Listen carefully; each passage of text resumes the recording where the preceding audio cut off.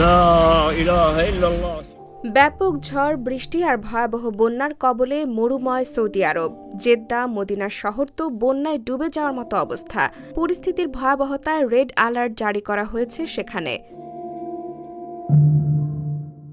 সামাজিক যোগাযোগ মাধ্যমে ছড়িয়ে পড়া ভিডিওতে দেখা যায় বন্যার পানির তোড়ে ভেসে যাচ্ছে সড়কে থাকা বহু গাড়ি। আরব নিউজ বলছে, মদিনায় তীব্র বৃষ্টিপাত এবং আকস্মিক বন্যার কারণে রাস্তাগুলি নদীতে পরিণত হয়েছে।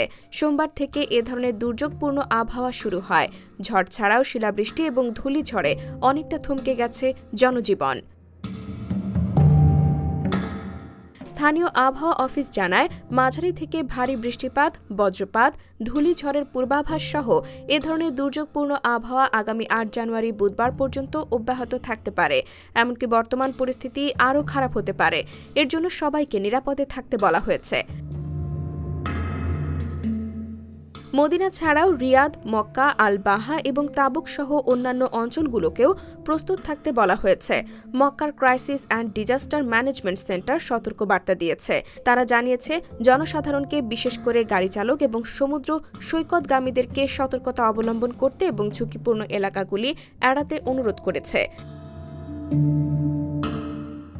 এর আগে মরুর বুকে তুষার পড়তে দেখা যায়। সেখানে পরিস্থিতি এমন ছিল যেন পানি ঢাললে বরফে পরিণত হয়ে যাচ্ছে।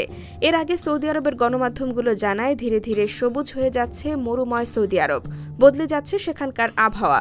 ফলে স্বাভাবিকভাবেই সৌদি আরব এবং কিয়ামত নিয়ে মহানবী হযরত মুহাম্মদ সাল্লাল্লাহু আলাইহি ওয়াসাল্লামের ভবিষ্যৎবাণী স্মরণ করছেন সকলে।